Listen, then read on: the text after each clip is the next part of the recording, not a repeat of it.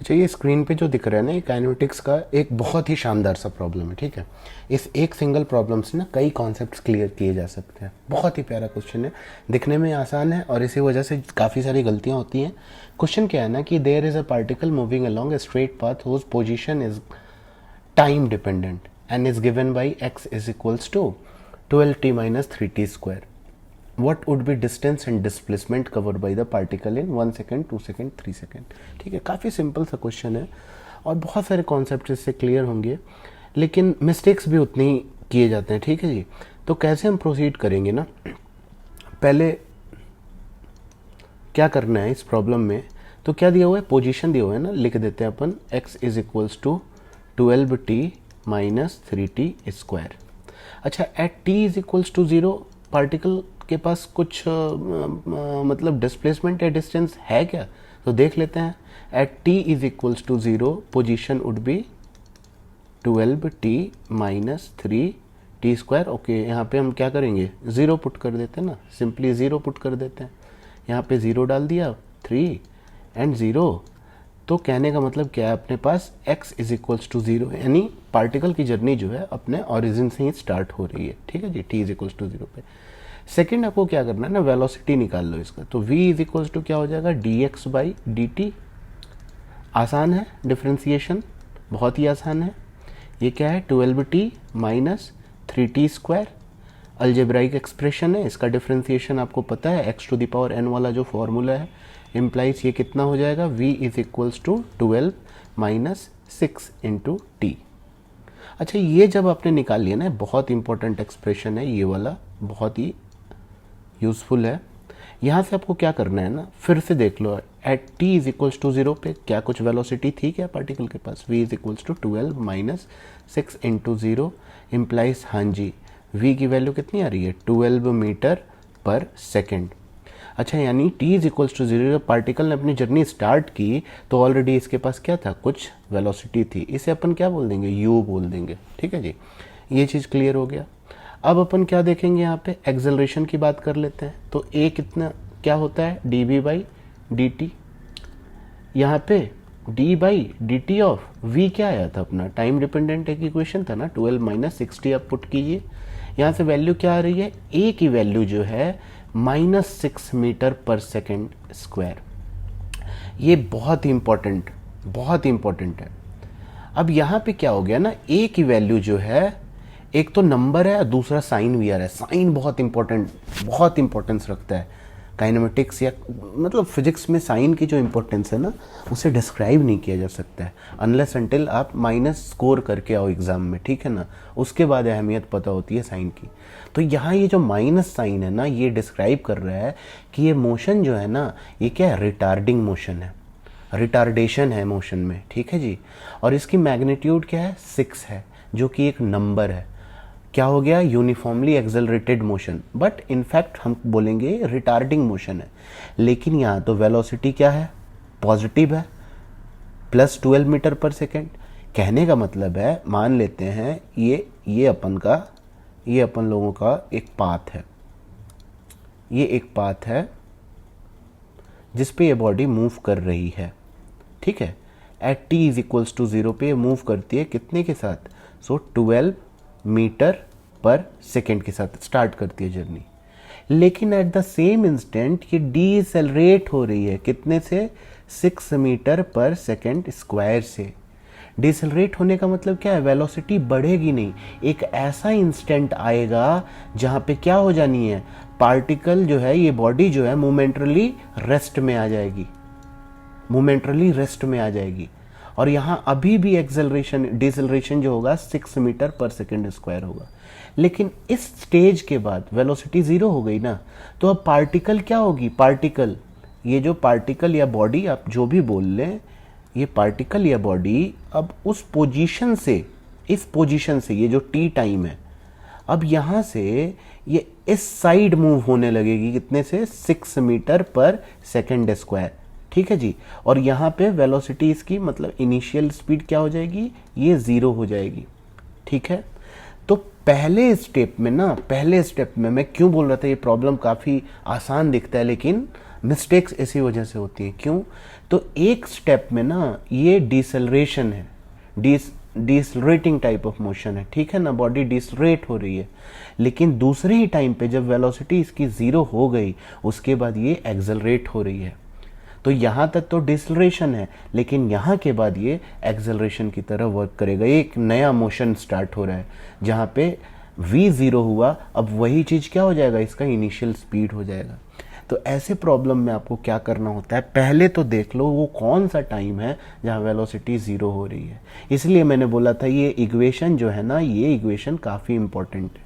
तो हम क्या करेंगे अब यहाँ पे, to find the time at which velocity is zero, so what I will do for that, time at which v is equals to zero. क्या करना है, सिंपल, कुछ नहीं है, zero is equals to 12 minus 6t, implies यहीं से हम क्या निकाल सकते हैं, t is equals to 12/6 is equals to 2 seconds. अच्छा, ये जैसे ही आया ना, ये दो प्रॉब्लम जो है आपके सॉल्व हो गए। अब ये दोनों प्रॉब्लम जो हैं क्या हो गए आपके, ये सॉल्व हो गए। अब इसमें कुछ ज़्यादा करना ही नहीं है। ये दोनों जो प्रॉब्लम है ना, ये दोनों प्रॉब्लम, ये first one and second one, इस जैसे ही टाइम आया ना ये सॉल्व हो गया। क्यों सॉल्व हो गया, तो देखो 2 सेकेंड तक t is equals to 2 second तक क्या हो रहा है यहाँ पे, डिस्प्लेसमेंट, पार्टिकल इसी पाथ पे जा रही है, तो डिस्प्लेसमेंट और डिस्टेंस दोनों सेम है। 1 and 2 सेकेंड पे डिस्प्लेसमेंट, 1 सेकेंड कहीं पार्टिकल यहाँ पे होगी तो डिस्प्लेसमेंट और डिस्टेंस दोनों सेम होगा।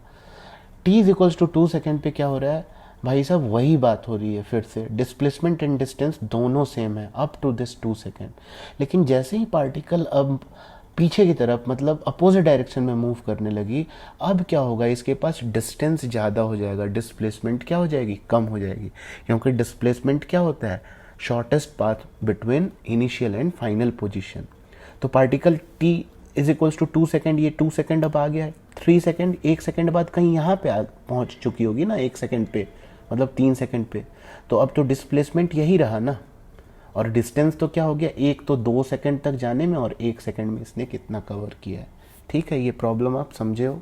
अब बस इसमें बच क्या गया है, तो कैलकुलेशन पार्ट, वो बहुत ही आसान है। कैलकुलेशन पार्ट 1 सेकेंड 2 सेकेंड के लिए देख लेते हैं अपन कैलकुलेशन पार्ट। तो देखिए कैलकुलेशन पार्ट क्या होगा, तो फर्स्ट है अपना for t is equals to 1 second. अपने पास डाटा क्या क्या है available, up to t is equals to 2 second अपने पास डाटा क्या क्या है, तो u इज इक्वल्स टू है +12 metre per second and a is equals to है -6 metre per second square. So displacement और डिस्टेंस अभी बोला ना, दोनों सेम ही है। सो मैं क्या लिख सकता हूँ, d is equals to s which is equals to nothing but ut plus half at square.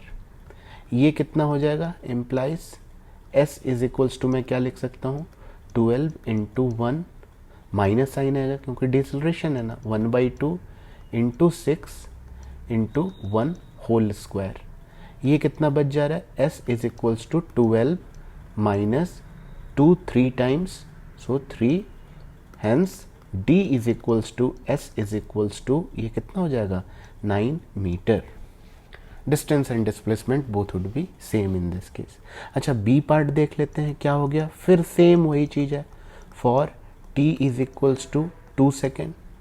तो यहाँ पे u भी सेम ही है, एक्सेलरेशन भी सेम ही है, डिस्टेंस एंड डिस्प्लेसमेंट क्या हो जाएगा, d is equals to s is equals to, same data है यहाँ भी, तो सेम डाटा लिख दीजिए, 12 होगा, टाइम बस यहाँ चेंज हो रहा है, -1/2, एक्सेलरेशन भी भैया वही चीज़ है, टाइम बस चेंज हो रहा है, 2 स्क्वायर।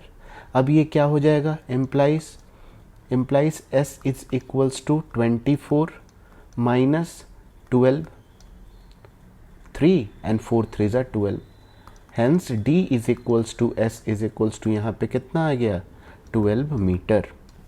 अब ये क्लियर हो गया।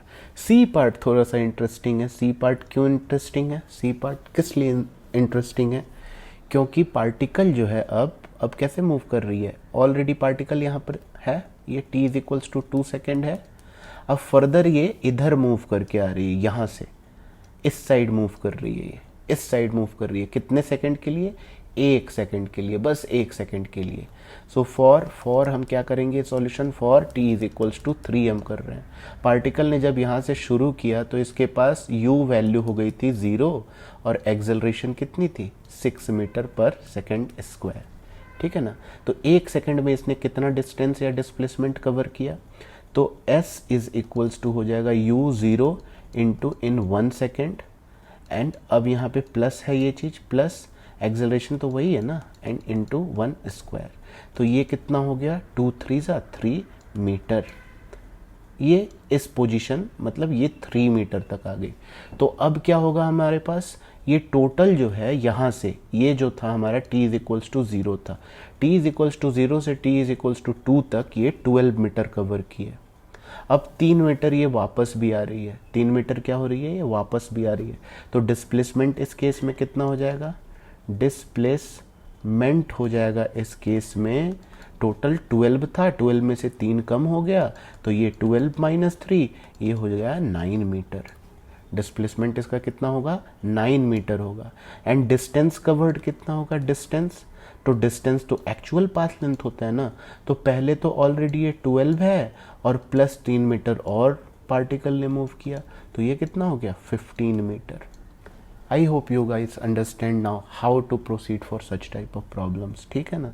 ऐसे ही और मॉडिफाई करके क्वेश्चंस बनाए जा सकते हैं, बट अप्रोच हमारा वही होना चाहिए। जब भी ऐसा कुछ इक्वेशन दिखे ना, पहले ये काम तो दिमाग में आप सोच ही लो। 4-5 क्वेश्चन करने के बाद ना क्या होगा ना कि आप माइंड में ही कैलकुलेट कर लोगे इनकी डेरिवेटिव क्या है, v क्या है, एक्सेलरेशन क्या है, ठीक है। समझ रहे हो इस बात को ना। तो ये चीज़ दिमाग में रखना है कि कैसे इन क्वेश्चंस को डील करना है और नेगेटिव स्कोर नहीं करना है। Okay guys, I hope you understand. Thank you guys.